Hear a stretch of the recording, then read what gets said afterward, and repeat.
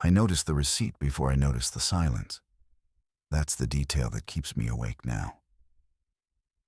How my eyes went to a slip of paper before they registered that the birds had stopped singing. It was Tuesday, March 11th, and I was standing outside a Chase ATM on Bleecker Street at 6:14 in the morning, holding a completely blank thermal receipt. No balance, no transaction record, no bank name, just white space where certainty used to live. I almost threw it away, almost continued my walk to the subway, grabbed my coffee from the cart on Broadway, disappeared into another forgettable commute. But something about that blankness held me. I ran the transaction again. Another blank receipt curled from the slot. My cash came out fine, crisp 20s, no issue. But the paper told me nothing, as if the machine had forgotten its own identity. Getting that too? The voice belonged to Marcus, my downstairs neighbor. I hadn't heard him approach, which was unusual because Marcus wore boots that announced him from half a block away. He was holding his own blank slip, turning it over like it might reveal something on the back. Third one this morning. Tried 2 different banks. Marcus worked nights at Mount Sinai, something in hospital IT. He had the look of a man at the end of a 12-hour shift. Red-rimmed eyes, coffee-stained lanyard still around his neck. But there was something else in his expression, a tightness around the jaw that didn't match simple fatigue. "Whole system's been glitching since around 2 a.m., he said. Hospital network went sideways. Not down, sideways. Like the data was still flowing, but the output stopped making sense. Lab results printing blank. Patient records returning null values. I spent 4 hours on the phone with our vendor, and they kept saying it was localized to us, but..." He held up the receipt. "Doesn't look localized." I should have paid closer attention to what he said next. He mentioned something about the emergency department, about an uptick in admissions overnight, about people coming in with what looked like severe flu symptoms, but with blood work that came back, when it came back at all, showing markers nobody on staff could identify. I filed it away as hospital gossip. Marcus always had hospital gossip. We parted at the corner. I remember he paused, turned back, and said, "Hey, Nadia, if things get weird today, you've got my number, right?" I laughed, told him to get some sleep. He didn't laugh back. The subway was strange that morning in ways I couldn't immediately articulate. The platform at West 4th wasn't less crowded, but the crowd behaved differently. People stood further apart than usual. Several passengers wore masks, not pandemic-era compliance masks, but actual N95s, fitted tightly, as if they'd made a deliberate choice that morning. A woman near the edge of the platform was crying silently into her phone, repeating the same phrase. Just come home now." My phone buzzed with a notification from my bank app. Service temporarily unavailable. I tried my credit union app. Same message. I opened Twitter, and the trending topics were a wall of confusion. Hashtag bank glitch. Hashtag ATM down. Hashtag blank receipt. Someone had posted a photo of a Bank of America in Atlanta where every receipt in the external trash bin was blank. Hundreds of them, like shed skin. I made it to my office on 34th Street by 7:40. I worked at a mid-size architecture firm. 16 people, open floor plan. The kind of place where someone always had news. Today, that someone was Devin, our project manager, standing at his desk with his headphones around his neck and his face the color of old paper. "The Federal Reserve's website is down," he said, and to no one in particular and everyone at once. "Not maintenance, down, and the Bank of England, and the ECB." He looked at me as I set my bag on my desk. "Nadia, when's the last time all 3 went offline simultaneously?" I didn't have an answer. Nobody did. But I could feel it. That specific atmospheric pressure change that precedes something irreversible. The receipt in my pocket felt heavier than paper should. By 10 a.m., the office had divided into two camps. Those refreshing news feeds with increasing agitation, and those performing normalcy with desperate commitment. I was drafting elevation plans for a residential project in Williamsburg, but my cursor kept drifting to the browser tab, where Reuters was updating every few minutes with increasingly bizarre headlines. The financial story had metastasized. It wasn't just ATMs anymore. Point-of-sale systems across the eastern seaboard were issuing blank transaction confirmations. Credit card companies were sending customers emails with empty body text and no subject lines. The New York Stock Exchange opened on time, but the ticker displays, those massive LED walls that made trading floors look like mission control, were cycling through corrupted data. Numbers that didn't correspond to any listed security. Symbols that didn't match any exchange. "It's a cyber attack," said Priya from her desk near the window. She was our senior structural engineer, perpetually calm, the kind of person who didn't speculate without evidence. So when she speculated, people listened. "Has to be. State level, Russia or China, coordinated financial infrastructure strike." It was a reasonable theory. It was the theory everyone was reaching for because it fit inside the world we understood. A cyber attack had rules. A cyber attack had precedent. A cyber attack meant the government would respond, systems would be restored, and by Thursday we'd be reading long-form analyses in The Atlantic about digital vulnerability. But Priya hadn't seen what I saw at 11:15 when I went to the coffee shop on the ground floor of our building. The barista, a kid named Jonah I'd exchanged pleasantries with for 2 years, was sweating through his shirt despite the air conditioning running at full capacity. His hands shook as he tamped espresso grounds. When he handed me my cup, I saw a dark vein mapping up the side of his neck that hadn't been there yesterday.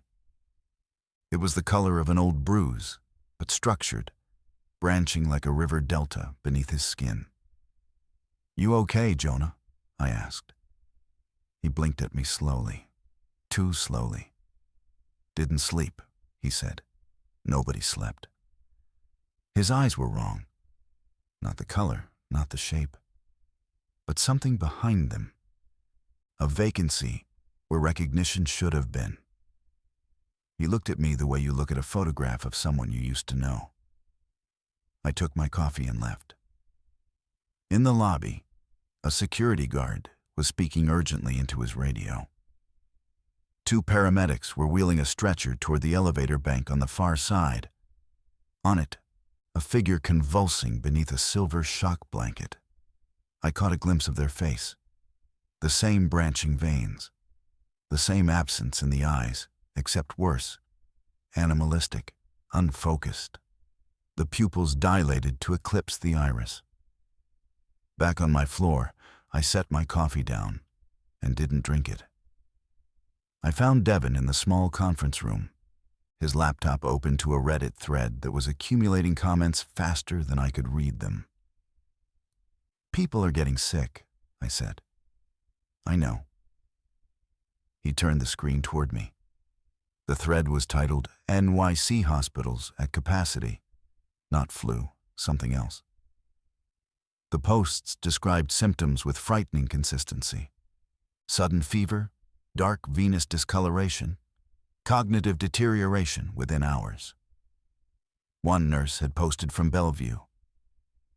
"They're not responding to any intervention. Some of them are becoming violent. We've started restraining patients. We're running out of restraints." I called Marcus, straight to voicemail. I texted him. "What's happening at Sinai? Are you seeing this?" The message delivered, but he didn't respond. At noon, our office manager, Helen, gathered everyone in the main workspace. She'd spoken with building management. They were recommending that tenants consider early dismissal. The mayor's office had issued a statement about investigating a public health concern, but hadn't used any of the words that would make it real. Quarantine, outbreak, epidemic. They were still choosing language from the old world's dictionary. Devin caught my arm as people gathered their things. "I'm not going to the subway," he said. "Something's wrong with people down there. I watched a man bite a transit worker on the platform camera feed. Just watched it happen." The word hung between us. Bite. I wish I could tell you I acted immediately. That I heard Devin say that word and transformed into someone decisive. Someone who'd already calculated the exit routes and supply logistics. But I stood there for a full 30 seconds. My mind performing the same operation it had been performing all morning, trying to fit new information into old frameworks. A man bit someone. People bite people. It happens in altercations, in mental health crises, in moments of extreme duress. It didn't have to mean what some buried, pre-rational part of my brain was already screaming it meant. "I'm walking home," I said. 30 blocks. I can do it in 40 minutes. "I'll walk with you for the first 15, Devin said. "My girlfriend's in Gramercy. I told her to stay inside." We left the building at 12:20. The streets were busier than they should have been for a Tuesday lunch hour, but the character of the movement was wrong. People weren't strolling or commuting, they were migrating. Clusters moved together, phones out, voices tight and controlled. Some were carrying bags that looked hastily packed. A pharmacy on the corner had a line out the door. Through the window, I could see shelves already showing gaps. The specific gaps that indicated panic buying rather than restock delays. At 31st and Park, we saw our first ambulance that wasn't moving. It was parked diagonally across the intersection, lights still spinning, back doors open. No paramedics in sight. Devin and I exchanged a glance and crossed to the other side of the street without discussing it. "My sister called from Boston this morning," Devin said as we walked. "Same thing there. Blank receipts, people getting sick, hospitals overloaded. She said they closed the T, the entire system, just shut it down." He was walking faster than his usual pace, and I was matching him, both of us pretending we weren't hurrying. "Whatever this is, it's not just New York." At 28th Street, we heard the first scream. Not a shout or a yell or the kind of urban noise you absorb and discard. A scream that carried a specific frequency of absolute terror. It came from somewhere east, maybe a block over. And it cut off with a suddenness that was worse than if it had continued. Devin stopped walking. "Nadia." "Keep moving," I said. The words came out with an authority I didn't feel. But they worked. We kept moving. We separated at 23rd and Lexington. Devin pulled me into a brief, tight hug. The kind between people who understand they might not see each other again, but aren't ready to say so. "Lock your door," he said. "Fill your bathtub with water. If this is what I think it is." He didn't finish. He didn't need to. I covered the remaining blocks in under 20 minutes, almost running by the end. My building was a 6-story walk-up on 9th Street between 1st and 2nd. When I reached it, the front door was propped open with a brick. Unusual, but Mrs. Alvarez on the 2nd floor did that sometimes when she was expecting a delivery. I kicked the brick away and let the door close behind me, checking that the lock engaged. The stairwell was quiet. My apartment was on the 4th floor, a 1-bedroom I'd lived in for 3 years. I'd never thought about it tactically before. Now I cataloged it as I climbed. 1 entry point, fire escape accessible from the bedroom window, no internal stairwell access to the roof. 4th floor meant anything at street level needed to climb to reach me. That was something. Inside, I locked the deadbolt and the chain, filled the bathtub like Devon said, opened every cabinet to assess what I had. Canned goods, pasta, rice, about 4 gallons of water if I counted the Brita pitcher and the bottles in the fridge. Enough for one person for maybe 8 days if I rationed carefully.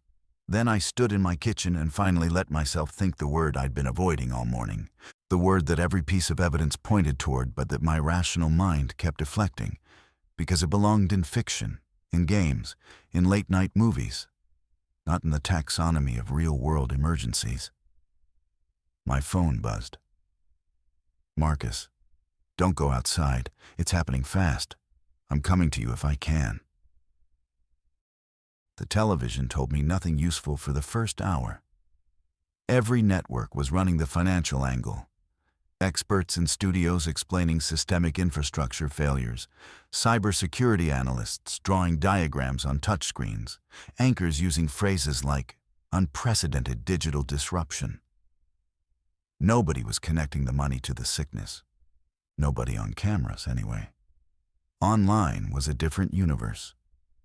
I sat cross-legged on my living room floor with my laptop, phone, and the television all running simultaneously, triangulating reality from 3 different streams of information. Reddit was ahead of everyone. Posts with cell phone videos were appearing faster than moderators could evaluate them. Footage from hospital parking lots where patients in gowns were attacking staff. Clips from subway platforms where people moved with a jerking, mechanical gait that no healthy body could produce. Ring doorbell captures of neighbors pounding on doors with hands that were already darkening with those branching veins.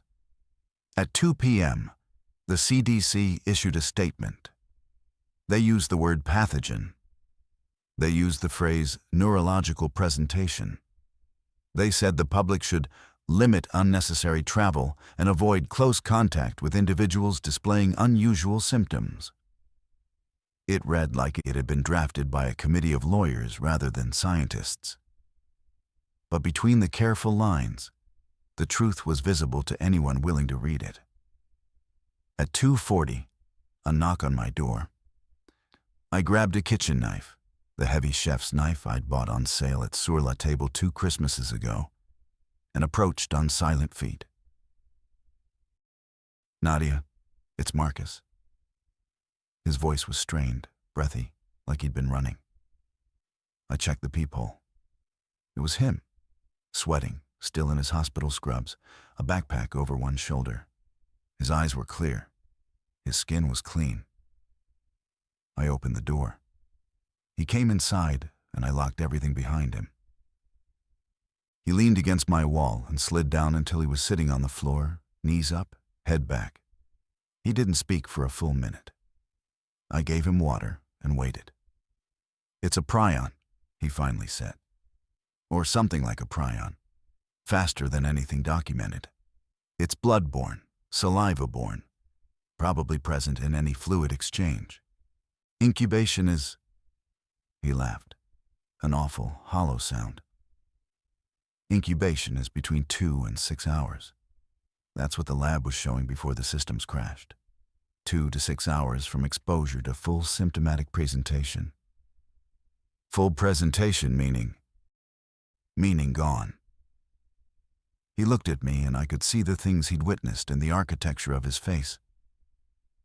Cognitive function drops to brainstem basics. Aggression spikes. Motor control degrades, but strength increases. Some kind of adrenal saturation. They stop communicating. They stop recognizing people. They just... He swallowed. Pursue.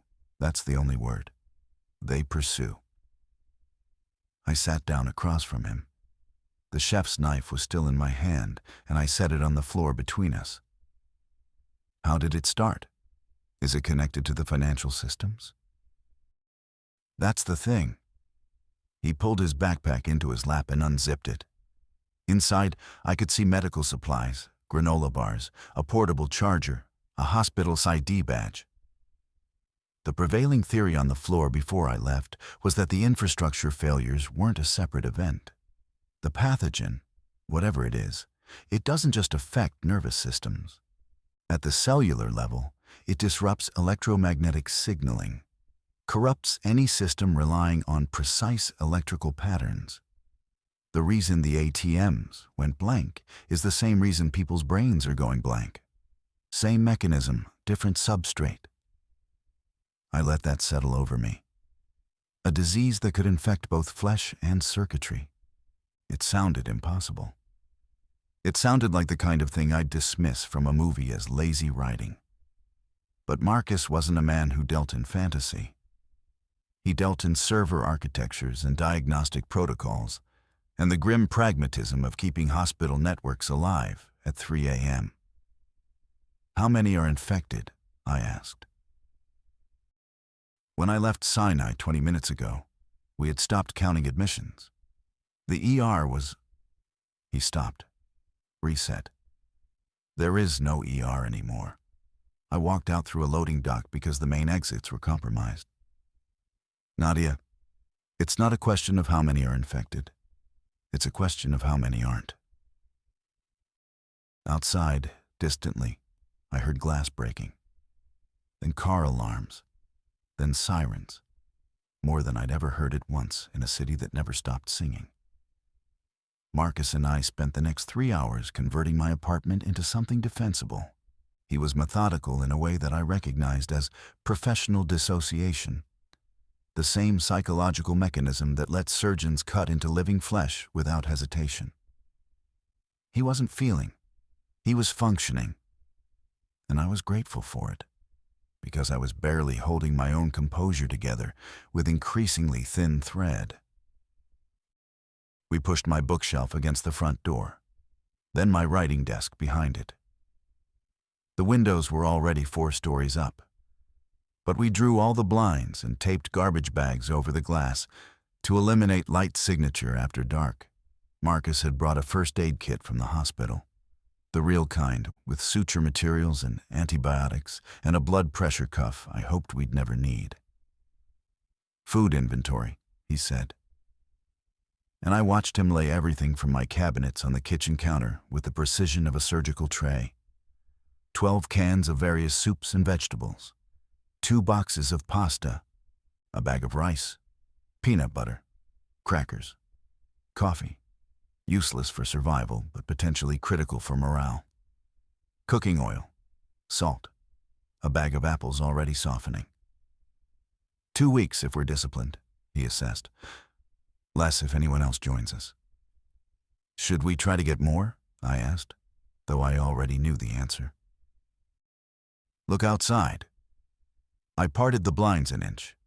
The street below, my quiet, tree-lined East Village street where I'd walked thousands of times without a thought, was wrong in a way that my brain struggled to parse. Cars sat abandoned at odd angles, some with doors still open. A bodega across the street had its security gate half down, jammed on something I couldn't quite identify from this height. And there were people moving. But not all of them were people anymore. I could tell the difference, even from 4 floors up.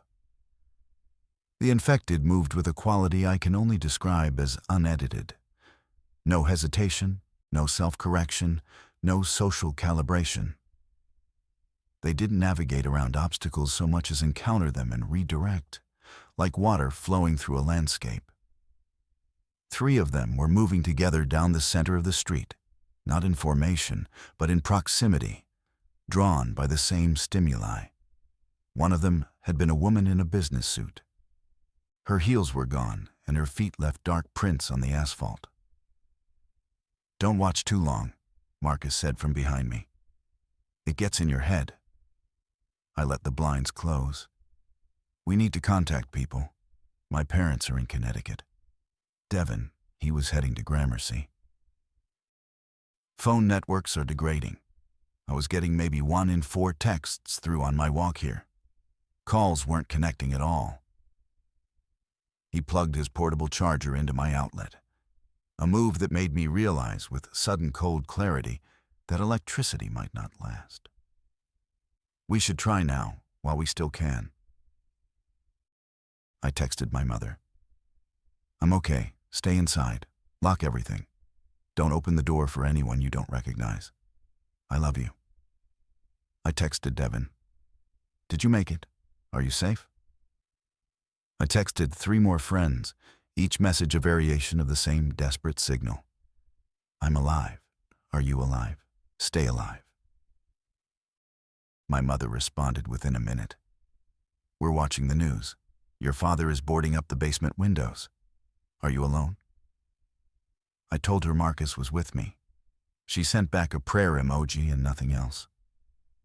Devin didn't respond. As the afternoon light changed, the sounds from outside shifted too. The initial chaos, the sirens, the car alarms, the human voices raised in confusion and fear, gradually thinned into something worse. Silence punctuated by single, specific sounds. A crash, a scream that moved through the air like something with weight and direction. The occasional gunshot, distant enough to be academic but close enough to be real. At 6 p.m., the power flickered. Just once. A heartbeat skip that made every light in the apartment blink and the refrigerators shudder. Marcus and I looked at each other across my small kitchen table where we'd been eating canned soup in near silence. We should charge everything now, he said, and fill every container we have with water. If the pumps go, this building's gravity-fed tank has maybe a day of pressure for the upper floors. The old world was dying in measurable increments, and we were counting its last breaths. The power held through the night. I know because I barely slept.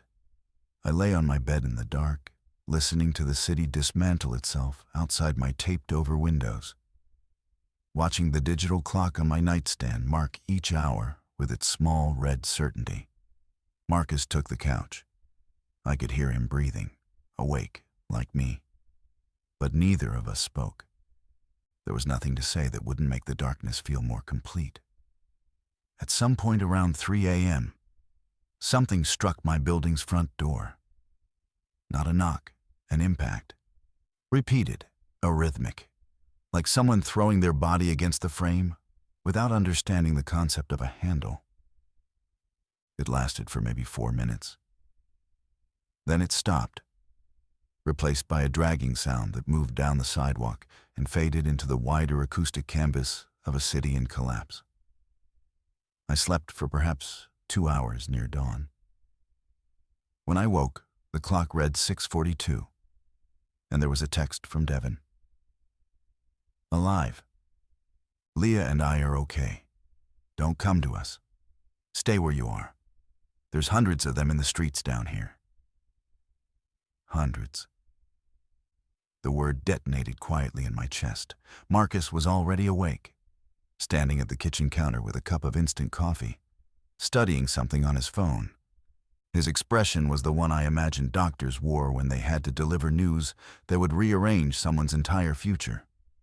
The CDC updated their guidance overnight, he said without looking up.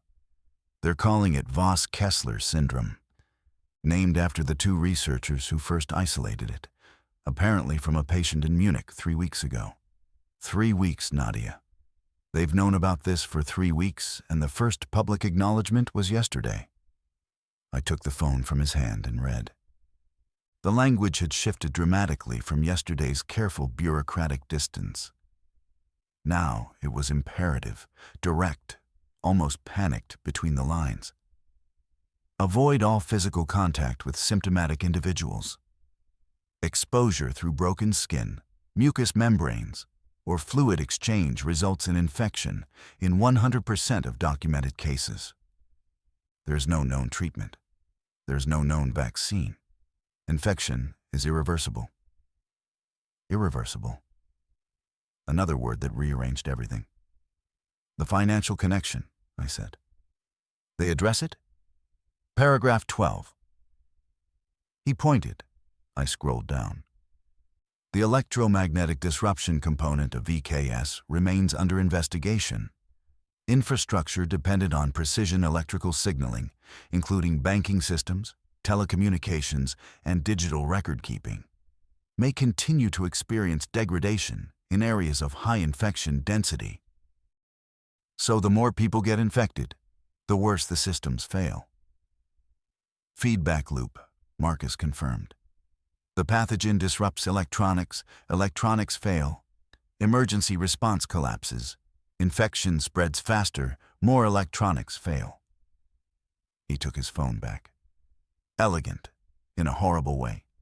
Like it was designed. I didn't ask if he meant that literally. I wasn't ready for that question. We rationed breakfast, half a can of peaches each, a handful of crackers, water from the bathtub filtered through a coffee filter more for psychological comfort than actual purification.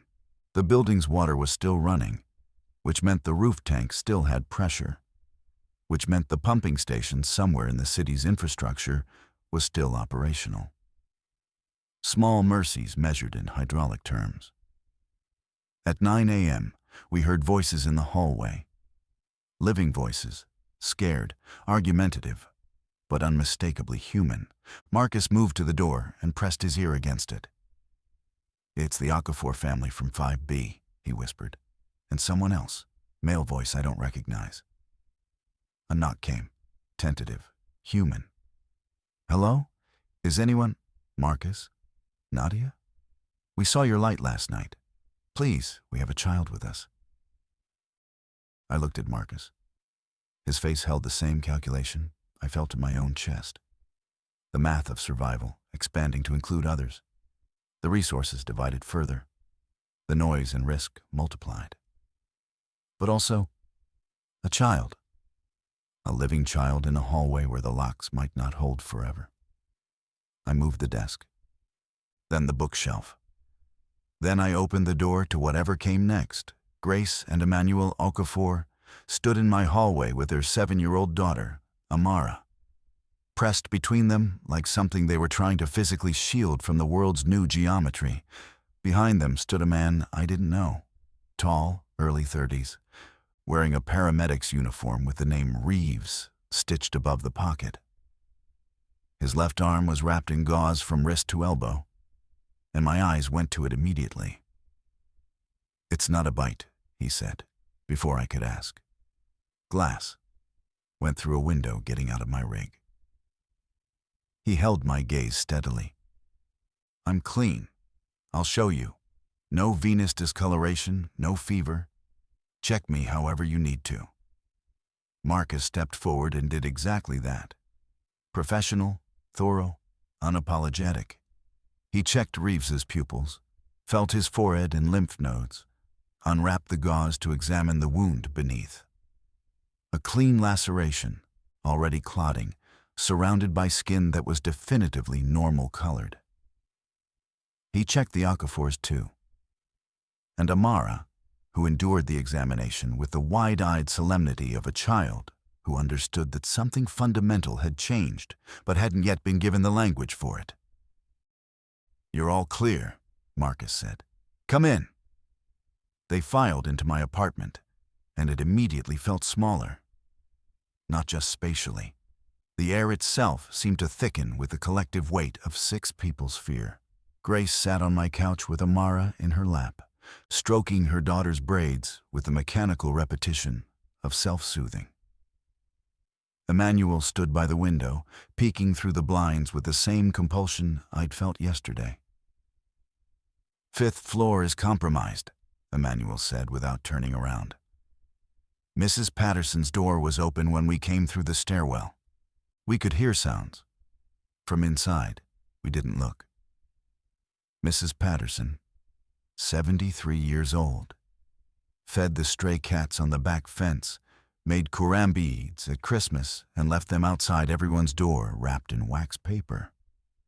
"We need to secure the stairwell," Reeves said. He was already scanning my apartment with tactical eyes, assessing entry points, sight lines, structural vulnerabilities. The paramedic training, I realized, was only part of his background. He moved like someone with additional education in crisis environments. "Does this building have a roof access door?" "Locked," I said. "Super has the key. Mr. Bianchi, Ground floor apartment. Ground floor's not safe to access, Grace said quietly. We heard them down there when we were coming up. The front door. Someone propped it open and never closed it. My blood went cold. The brick.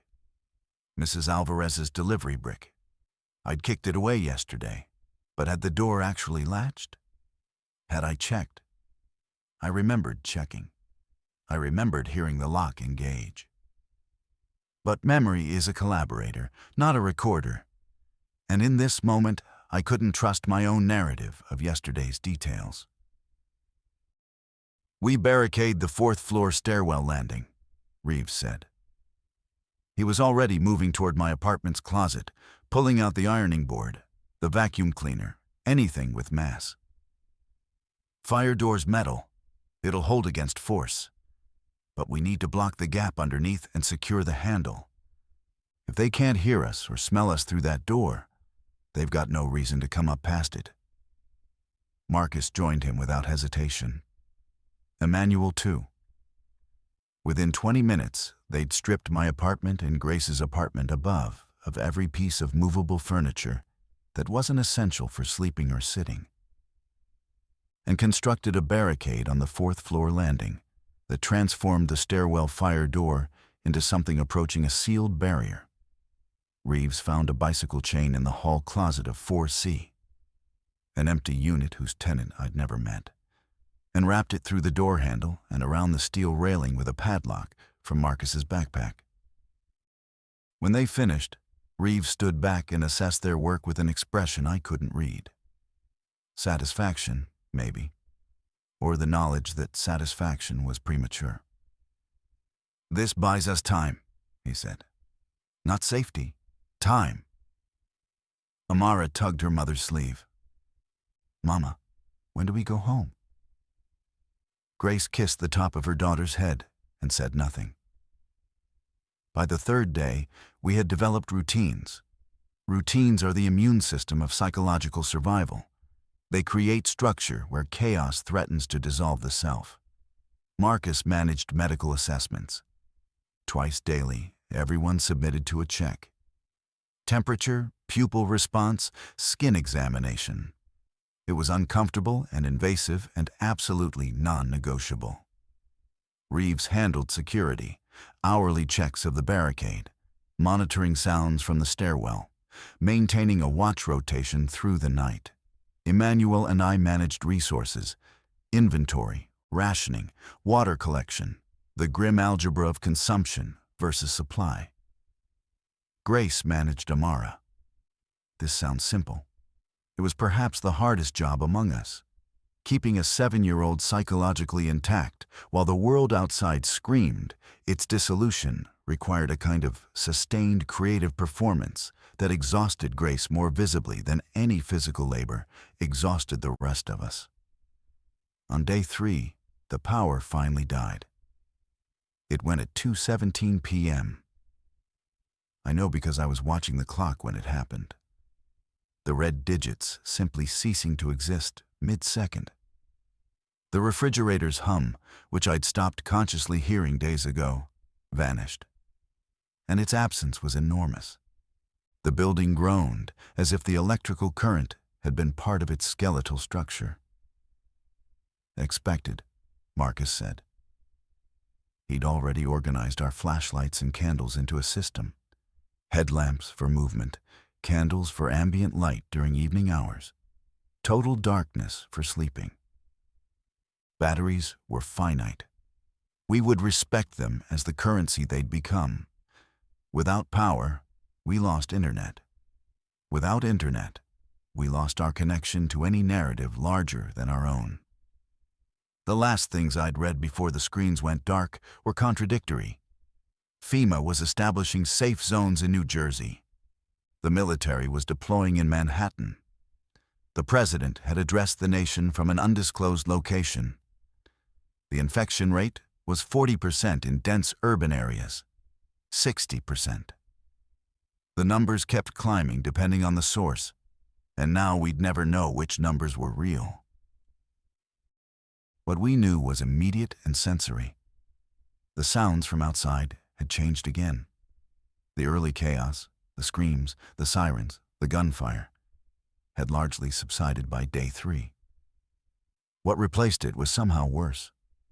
A low, constant ambient sound that I can only compare to wind moving through a structure it was slowly dismantling. It was the sound of a city populated but no longer inhabited.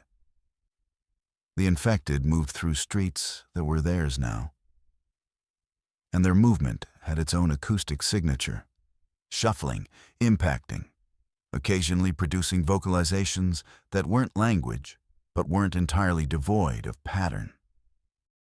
On day 4, Reeves made a decision that changed everything. "We need more water," he said during our morning meeting we'd taken to gathering in my living room at 7 a.m. to discuss the day's priorities. "The roof tank is finite. I counted the drip rate from the 5th floor bathroom last night. We've got maybe 3 days of water left in this building at our current consumption rate." "Where do you propose we get more?" Marcus asked. His tone carried an edge that had been developing since Reeves arrived. A subtle territorial friction that I'd been monitoring with growing concern. 2 men accustomed to authority in crisis situations, sharing a space too small for both their competencies. "The building next door, commercial property, closed before this started. They'll have a water tank too, probably full. Roof access to roof access. The gap between buildings is maybe 4 feet. "You want to jump between rooftops," Emmanuel said flatly. "I want to not die of dehydration in a week," Reeves replied. "Yes, roof to roof. I'll go alone. I'm the most physically capable and the least essential to the group's survival if something goes wrong." The room absorbed that statement. Least essential. It was a calculation that assigned value to human lives in hierarchical terms. And hearing it spoken aloud made everyone uncomfortable for different reasons. Marcus was essential as medical support. I was essential as, what, a host? An architect with no buildings to design? Emmanuel and Grace were essential to Amara. Amara was essential because she was a child, and children represent the premise of a future. Reeves was offering himself as expendable. And the worst part was that his logic was sound. Reeves went to the roof at dusk on day 4. The logic was simple. Low light reduced visibility from the street, but enough remained to navigate the rooftop terrain safely. Emmanuel went with him despite Grace's whispered protest. 2 people meant 1 could stabilize the other during the jump, and 2 could carry more water containers than 1. Marcus, Grace, Amara, and I waited in my apartment. The silence between us was textured with different qualities of fear. Grace held Amara against her chest, reading softly from a picture book we'd found in the Okafor apartment. One of 3 books that now constituted Amara's entire library. Marcus sat by the door. First aid kit open beside him, prepared for a return that might require immediate medical attention. I stood at the bedroom window, blinds parted a millimeter, watching the fire escapes and rooftop edges of the adjacent building for any sign of movement. The street below was occupied. 4 infected visible from my angle, moving with that unnerving, purposeless purpose. Their bodies responding to stimuli I couldn't identify. One of them stopped directly below my window and tilted its head upward. And for a terrible moment, I thought it was looking at me. But its eyes, visible even in the dimming light as wrong, somehow reflective in a way human eyes shouldn't be, swept past my window without pausing. It wasn't looking. It was sensing. Some function that resembled looking but operated on different inputs. 37 minutes. That's how long they were gone. I counted every one of them in heartbeats and breath cycles, my body converting time into physical sensation because my mind couldn't process the waiting any other way. Then, footsteps above, on the roof. Two sets, uneven, hurried, but distinctly bipedal and distinctly human in their rhythm. Human beings compensate and adjust their gait constantly, micro-corrections that no infected body produced. These were our people. They came through the roof access door. Reeves had gotten Mr. Bianchi's key from the superintendent's apartment, a detail I hadn't asked about and didn't want to examine too closely. Emmanuel was carrying 2 5-gallon water jugs, his face slick with exertion. Reeves had a duffel bag over each shoulder, heavy enough to bend his frame. "Water," Emmanuel gasped, setting the jugs down with a thud that made Grace flinch. "And more." Reeves unzipped the duffels on my living room floor. Inside, canned food.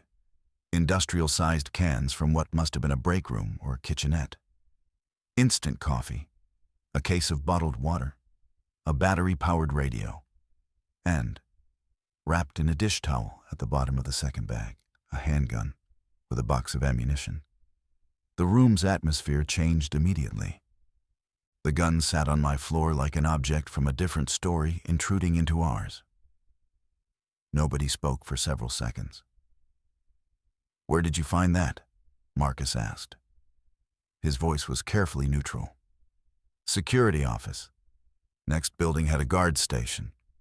Guard wasn't there anymore." Reeves didn't elaborate on what evidence of the guard's departure he'd found. "I know what you're thinking. I know what this means. But we need to be realistic about what's coming." "We're not," Grace started, then stopped. She was looking at Amara, who was looking at the gun with an expression of pure, unfiltered curiosity. Grace shifted her daughter's face gently away from it. "It stays out of sight," I said. The words came from a part of me that was still claiming authority over my own space, my own story. "In the closet, top shelf, trigger locked. Reeves, do you know how to use it?" "Yes." "Then it's your responsibility, and it is an absolute last resort. Not a first option, not a deterrent, not a comfort object. Last resort." He nodded. The gun disappeared into my hall closet, up where Amara's curious hands couldn't reach, wrapped in the towel like something shameful. But we all knew it was there now. Its presence had weight and gravity, bending the social physics of our small group in ways I could already feel. That night, the battery radio gave us our first outside voice in over a day. Fragmented, static, heavy, but real. A FEMA broadcast on loop. "Evacuation corridors are open along Interstate 78 westbound. Military escort available at designated assembly points. Survivors are advised." Static swallowed the rest. The radio became our obsession and our torment. We kept it on the lowest audible volume, cycling through frequencies, collecting fragments of a larger picture we could never fully assemble. What we gathered over the next 2 days was this: the infection had reached continental saturation. Major cities were declared lost: New York, Boston, Philadelphia, Chicago, Los Angeles. The military had established perimeters around smaller population centers and was attempting to manage evacuation through designated corridors. The word quarantine appeared frequently, but always in reference to areas that had already been abandoned rather than areas that were being protected. Day 6. Our group dynamic had shifted into something I recognized from my architectural training. A load-bearing structure under stress, each member supporting weight they hadn't been designed to carry. Marcus was sleeping less, spending nighttime hours awake in the dark, his medical mind churning through scenarios. Reeves was growing restless with the confinement, checking the barricade compulsively, testing his limbs with push-ups and stretches as if preparing for a physical confrontation he considered inevitable. Grace and Emmanuel had retreated into a private world with Amara. their whispered conversations increasingly excluding the rest of us. And me, I was documenting.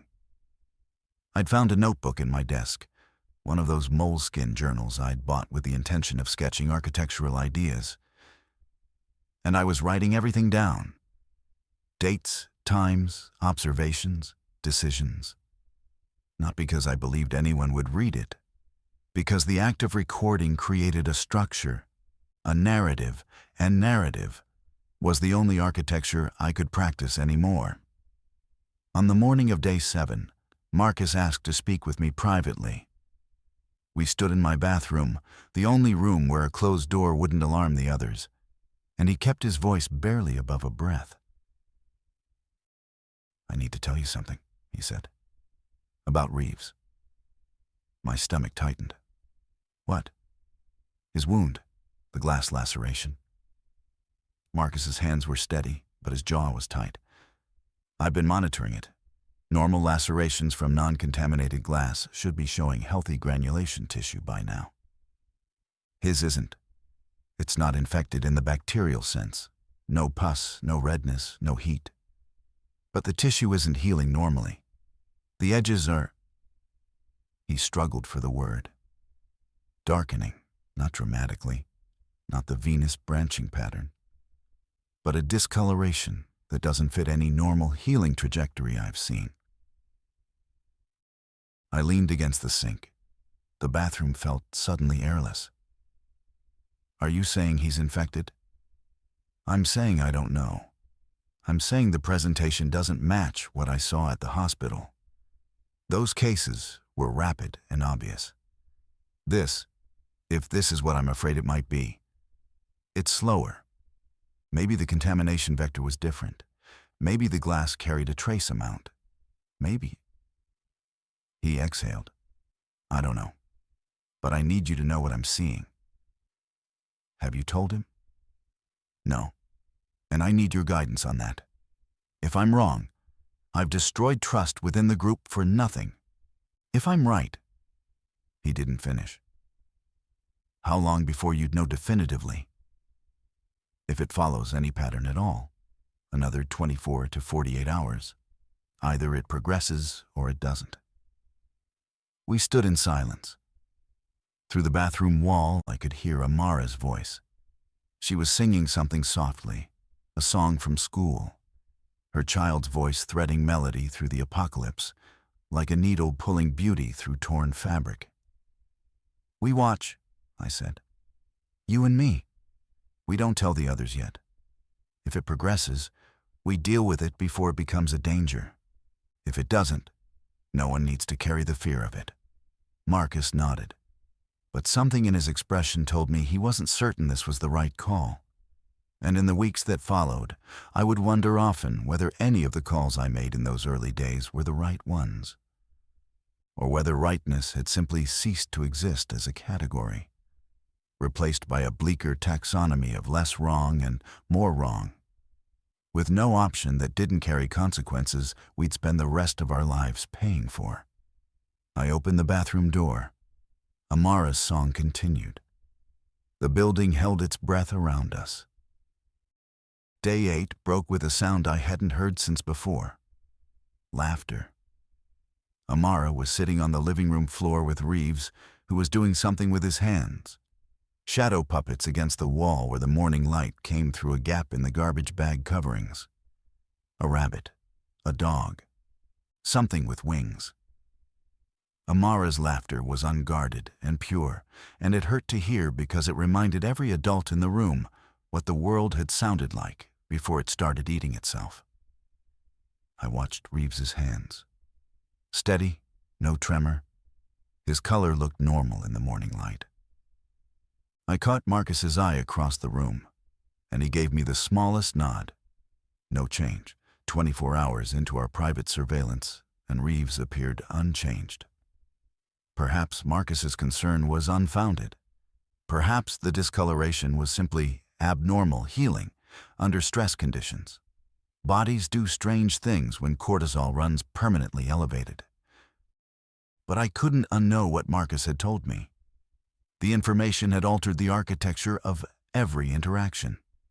When Reeves handed me a cup of coffee that morning, I watched for any sign of cognitive slippage in his eyes. When he spoke during our morning meeting, I parsed his sentences for coherence degradation. When he touched Amara's head affectionately as he stood up from their shadow puppet game, my entire body tensed with a vigilance I had to force myself to conceal. Mid-morning, the radio picked up something new. Not the FEMA loop, a different frequency closer. A voice that identified itself as a community broadcast from Roosevelt Island. Clear, calm, organized. Safe zone established in the Octagon complex. Bridges are secured. We have medical personnel, water purification, and armed perimeter defense. Any survivors within reach of the Queensboro Bridge or the tramway. The tram is not operational, but the cable infrastructure is intact for climbing if you're able-bodied.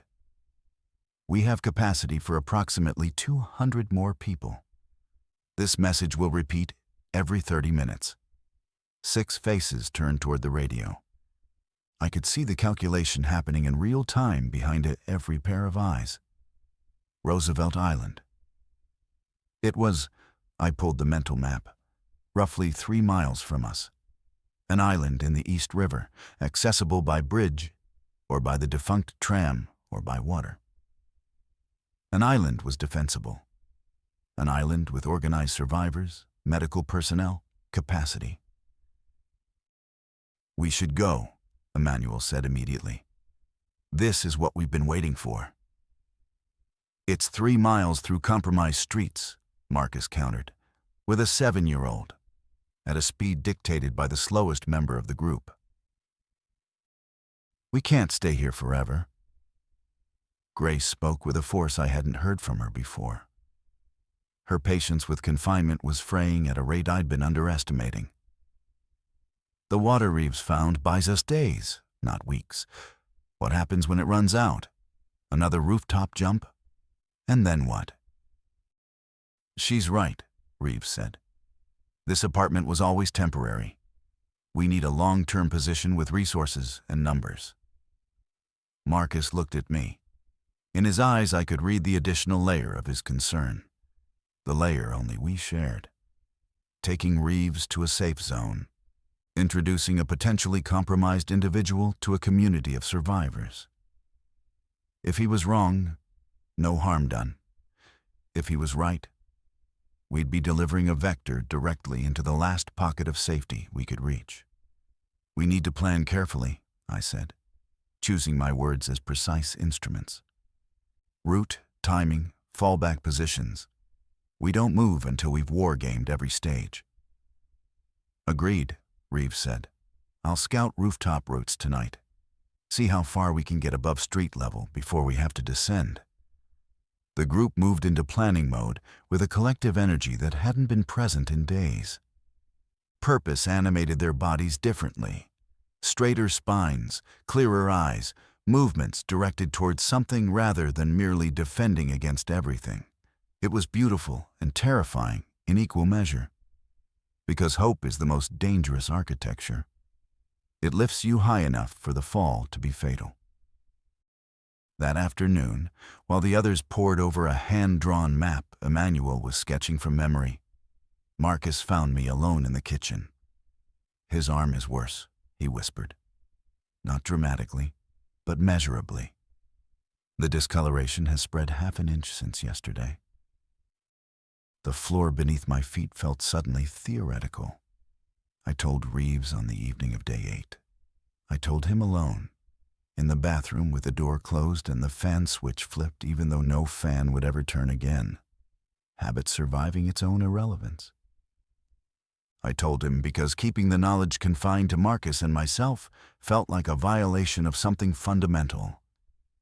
And because the plan to move toward Roosevelt Island made the question urgent in a way that couldn't accommodate another 48 hours of observation. His face didn't change while I spoke. He listened with the stillness of someone receiving a diagnosis they'd already intuited.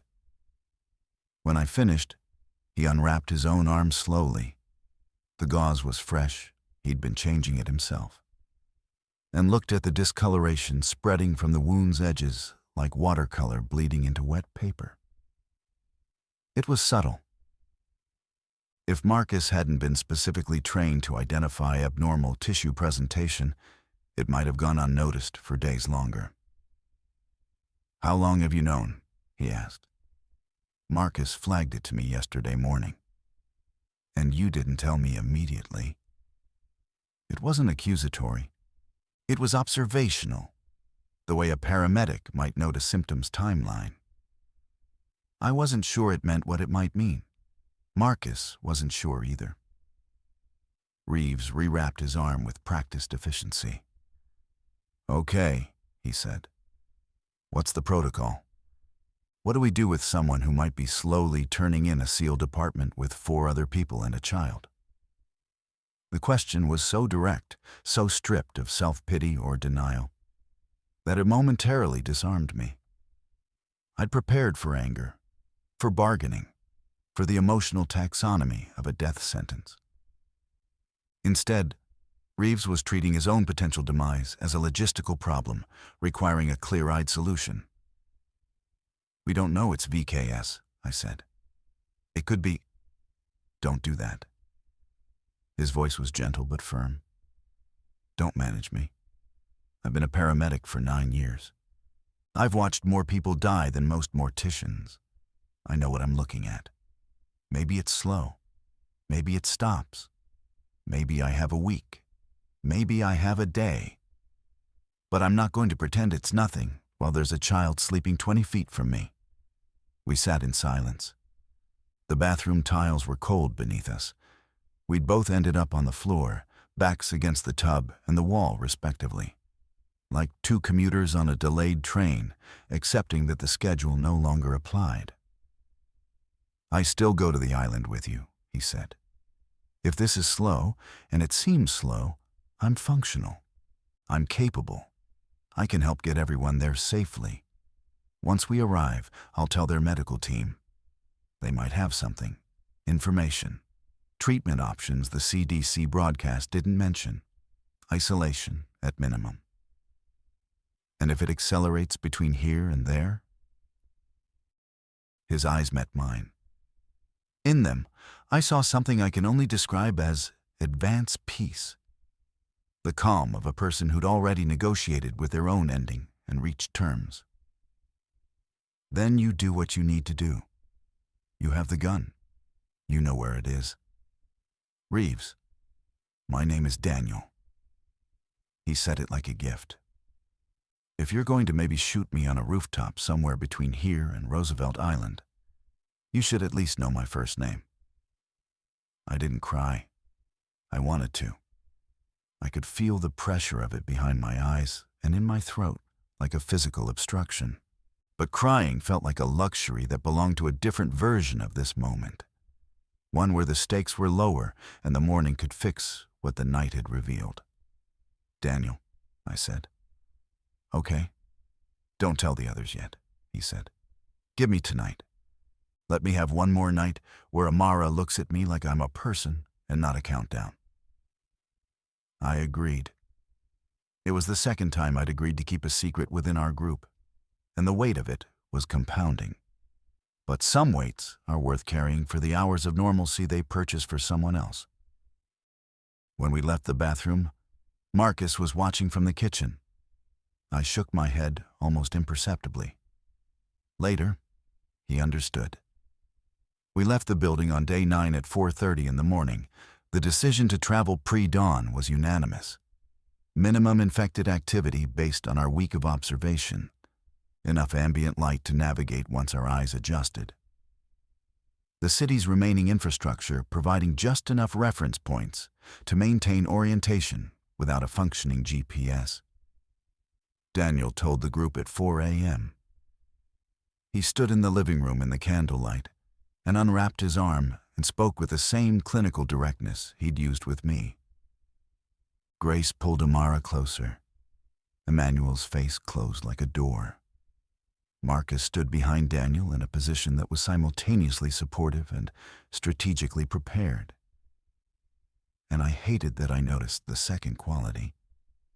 I hated that survival had taught me to read stance and proximity as threat assessment rather than simply human spatial arrangement. "I'm coming with you," Daniel said.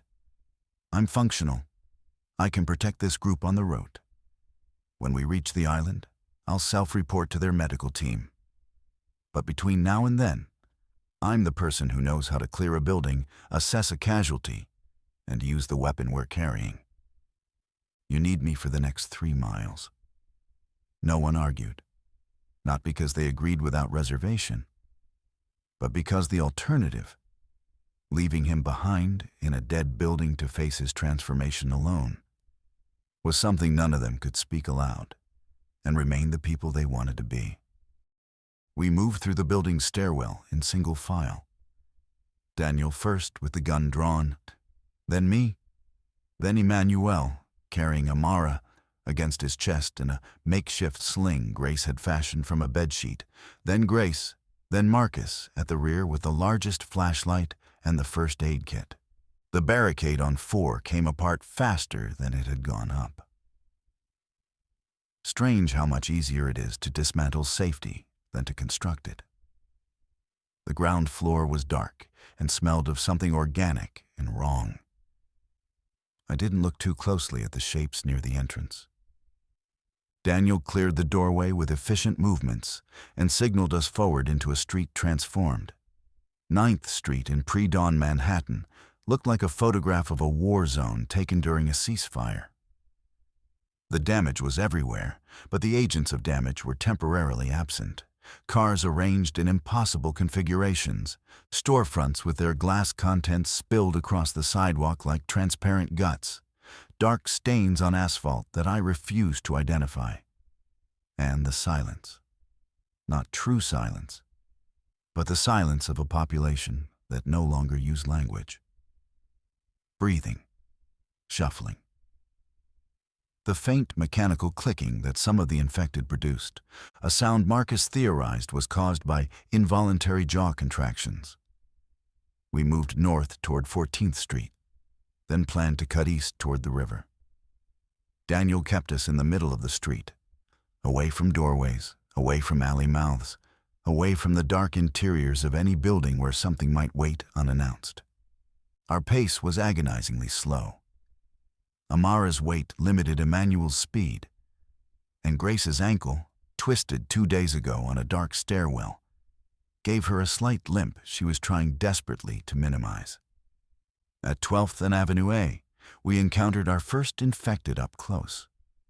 It had been a man, tall, heavy-set, wearing the remnants of a delivery uniform.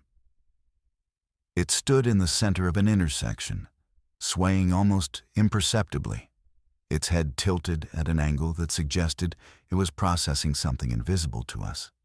The venous patterns on its face and hands were so extensive they looked like external circuitry, like the skin was transparent to the infrastructure beneath. Daniel held up a closed fist. We stopped. Nobody breathed. The infected swayed. It didn't turn toward us. Whatever sensory mode it operated in, we hadn't triggered it yet. Daniel pointed to the right, a route around, through a parking lot, and began moving with exaggerated slowness, each step placed with the deliberation of a man walking through a minefield. We passed it at a distance of perhaps 40 feet. I kept my eyes on it the entire time. At one point, its head rotated in our direction, and I felt every organ in my body cease function simultaneously. But it didn't advance. It rotated back. We moved past it like ghosts through the architecture of its attention. We reached the Queensboro Bridge approach at 5:50 a.m. Dawn was beginning. The sky shifting from black to a deep bruised blue that made the city's skyline look like a damaged circuit board. Towers still standing, but dark and purposeless, without the electricity that had given them meaning. The bridge stretched before us in the pre-light like a fossil of transportation, its steel cables holding nothing but distance and morning air. Roosevelt Island sat in the river's center. From this elevation on the bridge's pedestrian approach, I could see lights. Actual electric lights. Warm, amber, running along what appeared to be a perimeter fence surrounding a cluster of residential towers at the island's north end. Generators, organization, life as deliberate choice rather than desperate reflex. Movement on the bridge, Daniel said. He'd stopped at the base of the pedestrian ramp, scanning through the half-light with the practiced intensity of someone who'd spent days calibrating his eyes to distinguish human movement from infected movement. 4, maybe 200 yards ahead. Can't tell what they are yet. We wait? Emmanuel asked. Amara was asleep against his chest, her body limp with the total surrender only children can achieve in their parents' arms. We don't have the luxury. Daniel checked his arm, a gesture that had become reflexive over the past day. Even through the gauze, I could see the discoloration had progressed further. It had reached past his elbow now, and his hand on that side moved with a slight stiffness that hadn't been present yesterday. He was calculating his own declining timeline against the distance remaining. We move, fast, quiet. If they're infected, we divert. If they're human, we make contact. We moved onto the bridge. The wind was stronger here, channeled by the river beneath and the steel structure around us. And it carried a smell, organic, brackish, underlaid with something chemical that stung the nostrils. Below us, the East River moved as it always had, indifferent to the species crisis unfolding on its banks. Some things persist simply because they have no mechanism for caring. At 100 yards, Daniel confirmed. 2 of the figures ahead were infected. They moved along the bridge's pedestrian lane with that characteristic unedited gait. No destination, no purpose beyond movement itself. The other 2 were something else. They stood at a makeshift barricade constructed from bridge maintenance equipment. Sawhorses, orange barrels, lengths of chain. They were armed. They were watching us. "Survivors approaching," one of them called out. Her voice carried clean and sharp across the bridge span. "How many?"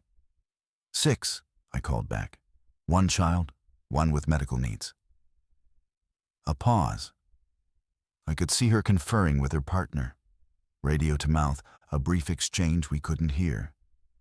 Then, advance slowly, hands visible, weapons holstered. Daniel slid the gun into his waistband with his uncompromised hand. We advanced. The 2 infected figures between us and the barricade had noticed our movement now, their heads turning in that slow, mechanical sweep. But the armed guards were already dispatching them with a clinical precision that suggested this was routine. Suppressed shots. The infected dropped without drama. We stepped around them without looking down. At the barricade, the woman, mid-40s, black, wearing a military-grade tactical vest over civilian clothes, studied each of us in turn. Her eyes stopped on Daniel's wrapped arm. "Medical assessment required before entry," she said. Not unkindly, but without room for negotiation. "We have a quarantine protocol. He stays in observation for 12 hours, standard for any visible wound." "I know," Daniel said. "I'm a paramedic. I understand your protocols. I want to comply." Something in his tone, the acceptance, the absence of protest, made her look at him more carefully. She saw what I saw, what Marcus saw, what anyone trained in crisis care would see. A man running out of distance between himself and something irreversible. "We'll take care of you," she said. And she meant it both ways. We crossed the barricade. Roosevelt Island rose before us, compact, organized, alive. And behind us, Manhattan's dark skyline stood like a monument to everything we couldn't save. Daniel died on the third day after our arrival. Quietly, in the island's medical facility, with Marcus at his bedside, and a physician named Torres administering something that ensured the transition involved no suffering and no danger to others. He'd remained lucid until the final hours, talking, even laughing once, telling Torres about the shadow puppets and how Amara had insisted the one with wings was a dragon, not a bird. I think about blank receipts sometimes. How the first signal of total collapse was an absence. Information that should have been there simply failing to appear. How the world ended, not with a bang or a whimper, but with a blank page where meaning used to live. Amara is learning to read now. Grace teaches her from whatever books the island's library yields. She's sounding out words with the focused intensity of someone building a house, letter by letter, against the void. Every word she masters is a small defiance. Proof that meaning can be rebuilt on blank surfaces, that receipts can be rewritten in new currencies. I still have my moleskin.